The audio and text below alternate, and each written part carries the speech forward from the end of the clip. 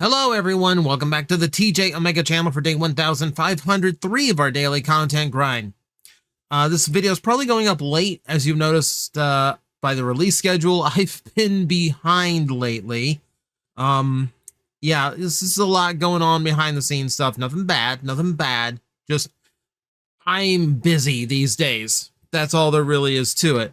So we're gonna cut the late night uploads very soon. But for now, this one's probably going to go up pretty late. But we are going to be talking about a personal pet peeve. Actually, we're going to be talking about an entire list of pet peeves. So, in messing with enough Transformers in the last year or so, I'm noticing little idiosyncrasies in how certain Transformers are engineered and designed, and it's getting to the point where it's starting to bother me.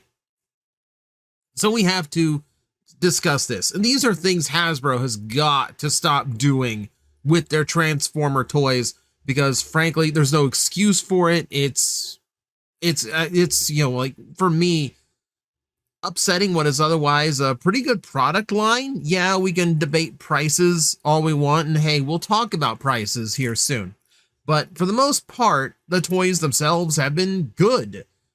Oh, but there are issues. Little things that they keep doing to a Transformer to diminish how good it could be.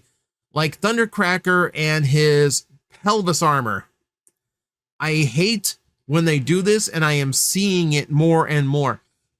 These days, if you get like a really advanced leader or commander class toy, you get like a proper like hinged pelvis section on your Transformer where it skirts on every side to allow the articulation to work but still looks solid. If you're on a smaller budget, then the pelvis section is part of the hip articulation, and that works kinda. It's not a great look, but it works at the small size. And then you have situations like this, where for whatever reason their entire front section is one big skirt, which means their crotch lifts up right along with their leg, which gets really weird and awkward looking in a lot of poses. The most egregious here is the 86 Ironhide, which is a toy that I don't have many issues with. You know, it does what it's supposed to do. You know, it's a deluxe plus because it has a level of articulation you can't get into a deluxe size, but in order to scale, it needs to be a smaller Voyager. So yeah, like, design complexity, you can argue, but I do see it in that toy. But that said, when you are asking $35 for what really should be like a $30 piece, somewhere between a deluxe and a Voyager, I need to see that extra level. You can see on Ironhide, it looks like his front skirt was designed to split. You have a hinge in the middle where that mid piece could have just stayed closed, and instead you can see the hollow crotch area underneath it, and no one wants to see someone's hollow crotch. So I don't get why they keep doing it. Like, it's just an ugly look all around, and they could really be doing better. As long as we're talking about Ironhides, we're going to talk about a rarer one, but one that is getting to me every time I see it. Ironically, in a similar pose. And it's those floating shoulder armors. So this is rare, but I'm starting to see it here and there in Transformers. They keep trying to get away with it, and it never works. So what bugs me about these is they never work right. They never look good, right? So you have like usually like a ball joint or a universal joint on the actual shoulder, and that has full range of motion. But the actual piece that looks like the shoulder of the character is this extra floating shell that goes around it. And these are usually on their own articulation points. You can see the stem and ball joint that articulate the left shoulder armor in this shot. And that's where I draw my annoyance on this particular design choice, because those never line up correctly. Like, there are some poses where it looks okay, but genuinely, I don't see why these have to get engineered the way they do. I assume it is a clearance issue. You know, this is just their way of moving some mass off of the upper arms so that, you know, they don't have to figure out how to get it into the torso or wherever the upper arms go. But, you know, then that just means you have somewhere for the shoulders that need to go somewhere now. My point is, it feels like it could be done in a better way. And it definitely feels like it's never done properly to the point where it satisfies me and looks good at the same time. We're talking about bad shoulders. Nothing bugs me more than this. So this is what I call an offset universal shoulder joint. What I mean by offset is that typically on toys like this, a universal shoulder joint would be a swivel and a hinge put together in order to create a full universal range of motion. And normally that swivel would be in the torso, and then the hinge would be where the shoulder is. So you have full rotation this way, and then you have the hinge going outward. The offset universal joints do the opposite, where the hinge to go up is actually in the torso and it's down here. And then you have a swivel to move the arm forward and back. So that actually gives you a limited range. You know, it actually takes a lot of the range out, because it looks like your standard transformer, and then when you pick it up and go to play with it, something immediately triggers in your brain going like, this isn't moving right. Why isn't this moving right?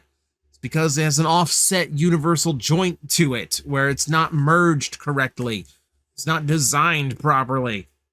And nothing makes this worse than having like a sword-based character. Any character with a sword that has poor arm articulation is automatically nerfed and is not doing nearly as many cool things as it can. You know, on Optimus Prime here, Studio Series Rise of the Beast Optimus Prime, look at where his shoulder is. Now, in this sense, yeah, like, you don't see, it might seem okay, but like, you imagine, like, here's his shoulder block. Like, if he turned his head, now, like, his own arm is blocking his view from the shot. It looks really, really dumb. And, like, the taller shoulder stacks end up taking up, like, this huge chunk of the upper torso. It's always a bad look. It always feels bad. Like, this just doesn't feel like it works properly. And it kind of doesn't. And yet I keep seeing them do this. And it gets on my nerves. This is the kind of thing that will ruin a toy for me. An otherwise near flawless toy. And this is the kind of thing they will do. And it bugs me. Like, okay, 20 years ago, fine engineering limitations. These days, I don't see why they keep resorting to it.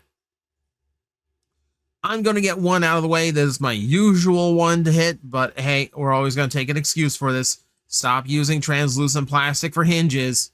You have any idea how badly I want a Prowl that actually has good knees and I don't have to worry about those shattering on me at some point? No. That battle damage one from 86 Buzzworthy does not count. Does not count. Bugs me that that's the only one with solid plastic that exists. Yeah, so that is still going to be, like, why? They're still using it to this day. Why? I even see that every now and then I will catch them using like a clear ball joint or something for the neck. That bugs me so badly. I'll see Takara doing it. That's the one that really confuses me.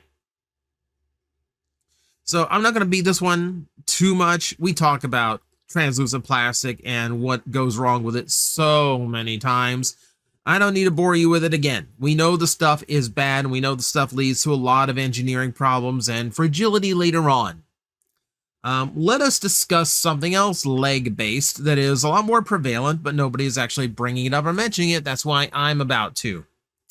You notice a lot of Transformers have let's call them abbreviated legs.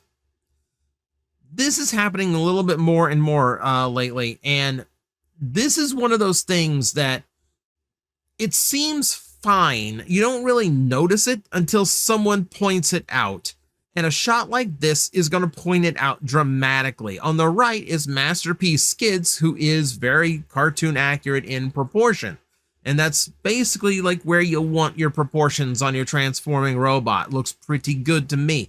And then you have Legacy Skids on the left, where, yeah, if you look at just how the body proportions out, you can see their knees come up almost as high on each other. That Skids is not a very large Masterpiece toy. But then when you look from where the knees to the top of the hip go, the change is dramatic. It's a dramatic shift in proportions. And this is usually down to Hasbro just not engineering the legs out long enough to crunch into the vehicle mode properly. So like it gets abbreviated, like it gets shortened down so that everything converts into the car mode a step or two easier than it would have if the legs were a proper length. And this does happen on a lot of other Transformer toys. I could come up with an entire list for you, but the one I'm still going to bang a drum on is that Devastator. I'm sorry, to this day, like you can argue, oh, but they extend the legs a little bit from the combined, not really, barely any. No, the legs still look short and stumpy to me. Like he's a little bit gorilla proportioned. And that's because he does have two, he has two toys for legs that are honestly too small to be show accurate legs, but still, like, you can look at that and tell, like, those legs are stumpy. I will admit, in person, it's a little bit better when you can bend knees and bend the elbows so it doesn't look like it's so weird, but it is noticeable. And once I notice it, I can't unnotice it. Yeah, it bugs me. It bugs me. It bugs me more than it should. And it's one of those things that, like, now that I notice that some toys do it, I can't unsee it. Like, now I'm like double checking all my new Transformers for like leg length, which is not what I should be doing with my time, but here we are. We're going to go to the skids mold again, but this time we're going to go to the crankcase version of the mold because we need to discuss this especially. Stop overusing the molds.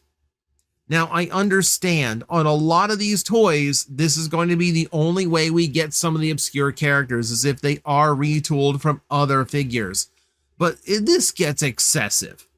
Like, this gets pretty excessive. So, on this one, you've got a weapon that does not fit crankcase with that, weird, like, floaty handgun that Skids has. And then you have, like, tacked on parts to make the retool work, like the bumper that turns into a gun and it's not a very convincing gun, and other weird things, because when you start using the same mold over and over and over and over again, then you lose identity of these individual characters. I mean, yeah, we have a crankcase toy, which, a Trigger Con is an exceptionally hard pull to get a real toy of. But that said, where's the trigger part? Where is the trigger part of the Trigger Con? The man does not even get weapon accessories to like stand in for those parts that he is missing. Like, he has shoulder guns, just like the original crankcase did. They're tiny little nubs. They are tiny little nubs that are so small and unnoticeable, you can't see them in this shot. You can, well, kinda.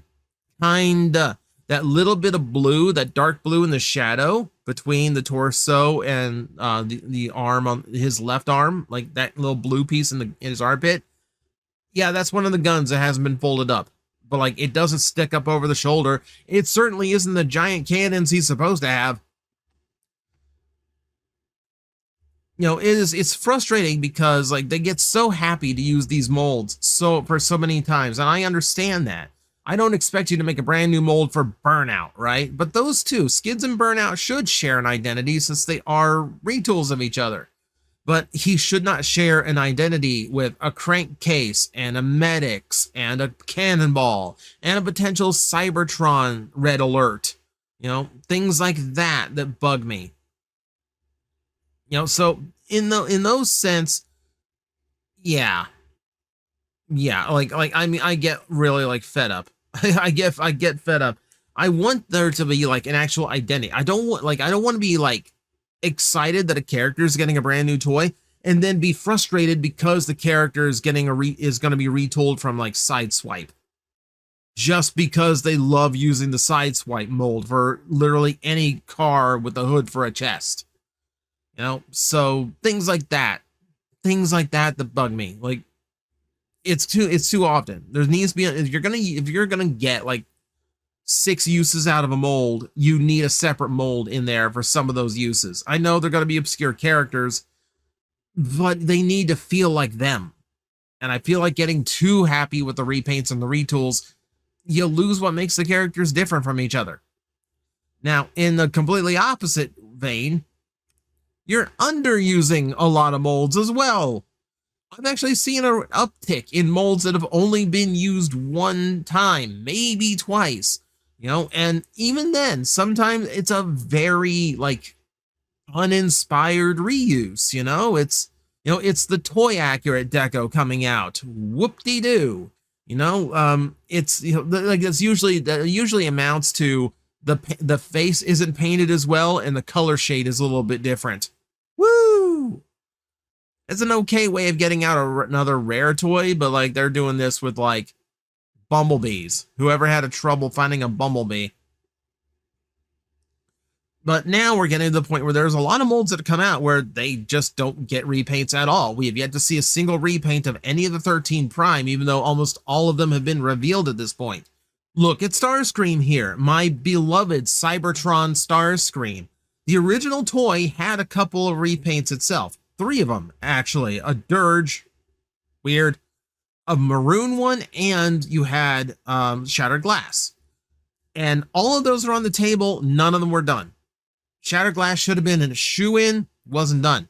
And then you even go up to like the Supreme version had different paint jobs. And then you go down, the Legends class version had like half a dozen, including that Skywarp that I was denied. You have any idea how many times I have ranted because they canceled the Skywarp repaint of this toy? This toy would be perfection in those colors. I can prove it. A friend of mine made it for me. This is weird. A Starscream that has gotten no repaints yet, none announced, is weird. And this is not even the only Starscream mold I've seen them do that to lately. Like, there's been Starscreams that just kind of leave it on the floor, even though they would be really, really cool to repaint. Oh, but then, you know, the 2015 Warrior class, oh, we'll use that all the way through Earthspark, you know. Weird priority. Weird priority. Yeah, frustration. Like, this has so much more potential than they give it. A lot of the molds that they're just kind of leaving on the table do. Where was, like, Titans Return Alpha Trion? I like that toy better than most. Where is the Victory Leo repaint? Like, why not make him this super interesting Victory Leo? Because he has a blocky spaceship mode and a lion mode. How many other designs do you know do that? There's 2. There's 2, and one was not repainted into the others. Weird things that frustrate me. Weird things that frustrate me. Stop releasing the niche deco first. Now, this is a marketing tool that Hasbro has been doing for a long, long time. The idea is that they're going to release the weird repaint first, and then later on, they're going to give you the paint job you actually want. They were doing this in Cybertron when they would do things like Breakdown, who was in this, like, you know, translucent yellow and brown look. It's not the most appealing, but it's supposed to look like an old timer on the racetrack. So, okay, make him kind of rusty looking. But then they repaint him into Cup, and the mold kind of sings as Cup. And you kind of look at that and go, man, you should have been Cup first. That would have been interesting. That would have been kind of interesting. But no, they do that a lot. They do that a lot, where like they know the deco you want, but they are going to deny it to you, and they're going to do something weird first, because people are going to buy this retro wheelie because it is a brand new mold and they want to experience it.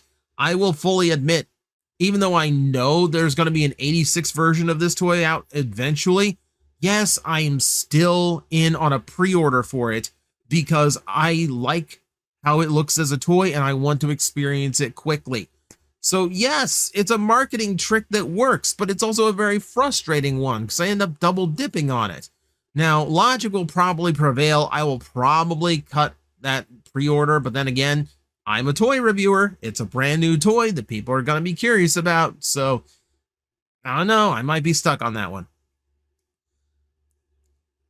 In the similar vein, do the good paint job the first time. I'm getting really tired of double dipping on molds just because they decided to redo it later on in a color scheme that actually works. Cup was such an easy one. 86 Cup, like the deco was not great in the first place, and then you went into the vehicle mode and the deco was just like non-existent. Like it didn't look like any version of Cup I had ever seen. And then they go, well, we were using the wrong model sheet. Here you go. And then they release a Cup in Buzzworthy. It's just a repaint, and it's nearly perfect. Say what you want about the face sculpt. The face sculpt is still weird, but the toy and the deco are now spot on. Like, why was that so hard in the first place? You know, when we see this a lot too, you know, like me that wants no translucence in my toys, I constantly have to wait for that, you know, that weird, like it used to be the Buzzworthy repaints that were all solid. But now, like, you just have to wait for those weird random multi-packs and things that kind of just throw a character in, or like the new gamer version of Sideswipe from Devastation. Okay, if I want to get rid of clear plastic from my collection, here's an option. But yeah, like you're doing the deco I want after the fact. You know, just give me the better one first. It's almost conspiracy theory level. I've kind of voiced this a lot, but we're going to voice it again. I genuinely feel like Hasbro hosed us on Galvatron. That bright purple, that weird blue weathering across some of his edges.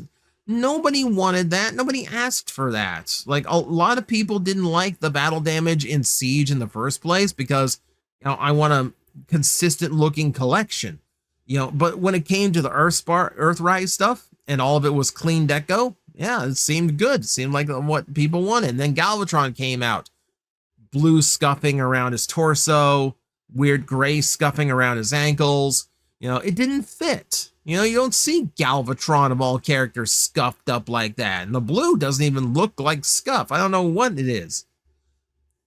So it almost feels like they knew it was a bad deco. They knew that people wouldn't want the battle damage on him, and they still did it anyway so they could resell a better one later, going, well, we listened to the fans, we took the battle damage off. I'm like, well, no, you tricked us into double dipping on the toy, and then you tricked us into triple dipping because you did the 86 version, which actually had the proper shade of purple to it.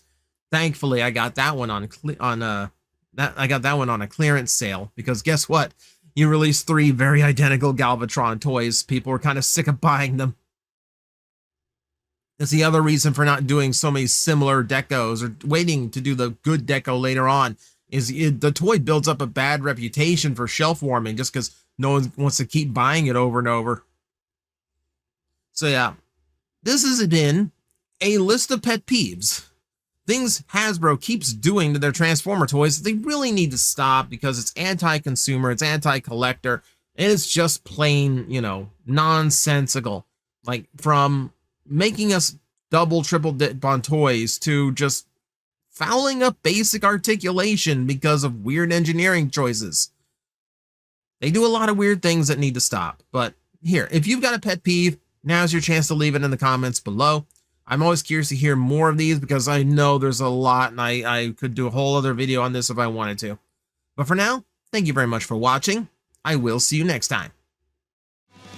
Hello everyone, I am Astral Agent Magnetar, a Tokusatsu VTuber, and I am streaming 4 times a week over on Twitch, Monday, Tuesday, and Wednesday afternoons, and a special late night one on late Friday/early Saturday. So come watch, come hang out, and let's make an impact together.